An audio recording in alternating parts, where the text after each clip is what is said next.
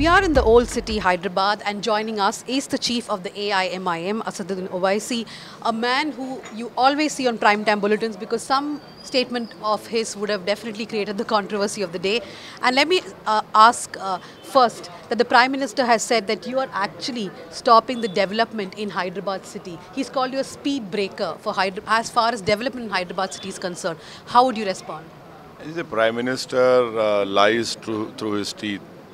He should be called the Basha of lies. He should be called a jhoota, not a chowkidar. Let him come out and say that how much he has given for the metro in Old City. Thirdly, metro has definitely come to the south of Hyderabad. It is only one stretch from Dabilpura to Falaknuma, which is in progress. That work has to be started. Because of the financial crunch within the Hyderabad metro, that work is yet to start. Thirdly, the Prime Minister says about development. As a Chief Minister of Gujarat, there is a place called Juhapura in Gujarat. The whole Ahmedabad's hospital waste is dumped in Juhapura because you have nearly 95% of population of Muslims over there. Juhapura still does not have piped water, and we have, as a city, as a state, we have developed and operated now nearly 40 odd kilometers of metro.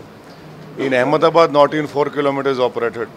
So the Prime Minister, he lies. That's his USP, and I still challenge him. Let us compare the south of Ahmedabad with the south of Hyderabad. But sir, without going into the comparison between south of Ahmedabad and Hyderabad, when I travel and I cross the Musi River, there is a stark difference between old Hyderabad and the rest of Hyderabad. So your family has been representing this constituency for almost 3 or 4 decades.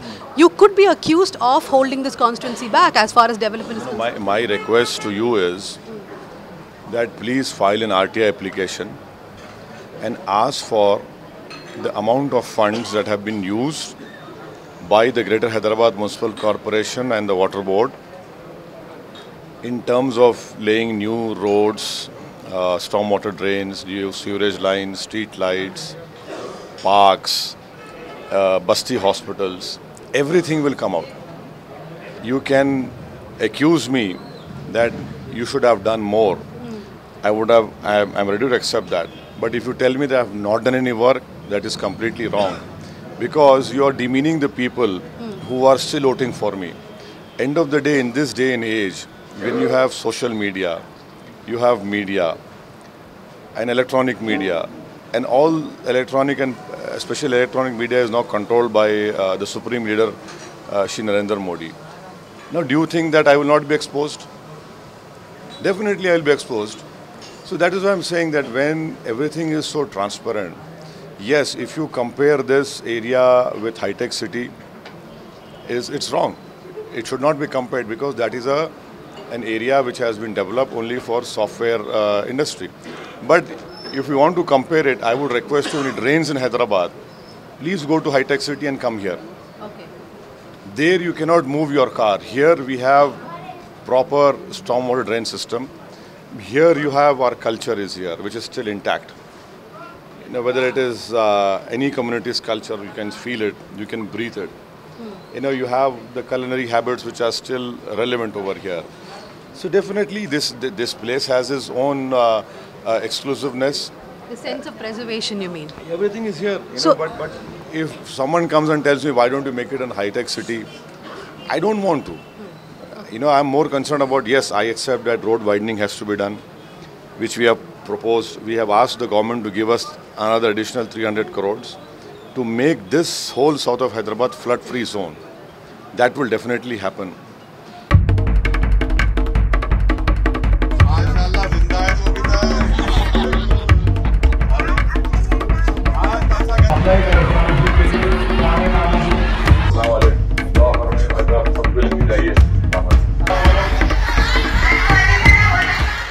It's regarding polarization.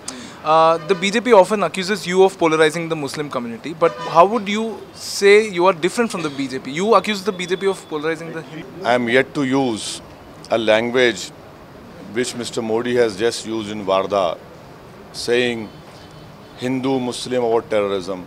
Did I ever talk in that way? I have condemned ISIS. I have called them dogs of hell. I have condemned that Shaitan Masood Azhar. Does it befit the Prime Minister to speak in this language?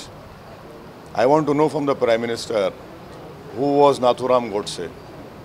Who were the people who killed or who butchered the Sikhs in 84 riots? Were they aliens from space? Who were the people who demolished Babri Masjid? Did they come from planet Mars?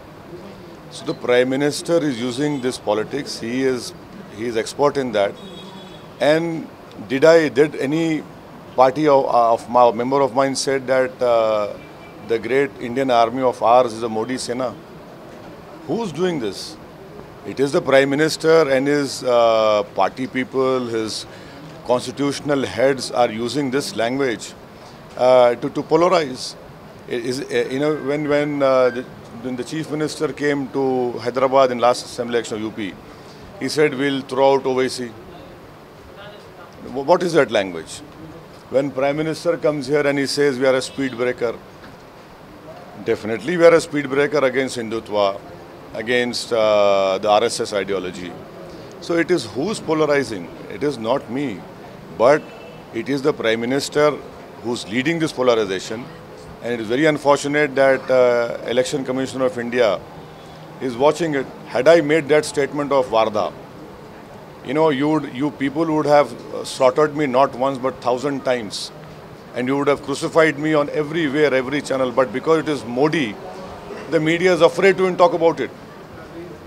This shows that the fourth pillar of our democracy has really crumbled. There are only a few journalists left who can still take on. If Owaisi talks rubbish, you can criticize him. But generally, media is pro-Modi now. It's very unfortunate. It's not good for our democracy. Sir, but there is a population in this country who believes that you need a strong Prime Minister, especially post-Pulwama. What do you have to say to those people then? What is strong in India is the Indian Constitution. The individual cannot get stronger than the Constitution in this country. For a country to remain strong, you have to follow the Constitution of India. If any country, as any democratic country, makes an individual stronger than the Constitution, then you are heading towards fascism and dictatorship, which I will oppose till I live. Since you have other interviews lined up, I'll quickly end with two questions about the federal front. Why are you not a part of the Mahagathbandhan, and where do you stand as far as the federal front goes? Which KCR is leading? No. I am with KCR. We are supporting KCR. That it's open. It's open. It's not even a secret. Gathbandhan. How can I be in Gathbandhan when I am the B team of BJP? You are the B team of which party? No. Of the BJP. No, BJP. So I am requesting His Royal Highness Shri Rahul Gandhi that please call me A team of BJP. I am willing to share the spoils which I have got from all of these party he claims to make me the A team. Please don't call me B team. I am only contesting 3 seats in India. And still there is so much of broha and hoo-ha and as if skies are going to fall. So what is this? When you say you believe in democracy, you allow that space of opposition to grow. So if not, then what is the difference between Congress and BJP? Because you claim that if you are with me, you are secular. Modi claims if you are with me, you are a nationalist. I oppose both of them. So does that makes me a communal person or an anti-national? No. I have my own views on the present politics. I will never subscribe or I will never capitulate or be browbeaten by these two national parties because I hardly see any difference between them. Why? There are only one national party in India. One is BJP, other is 1.5 BJP. But how confident are you that KCR will not go with the NDA? And if he does, then what happens to the alliance you have here?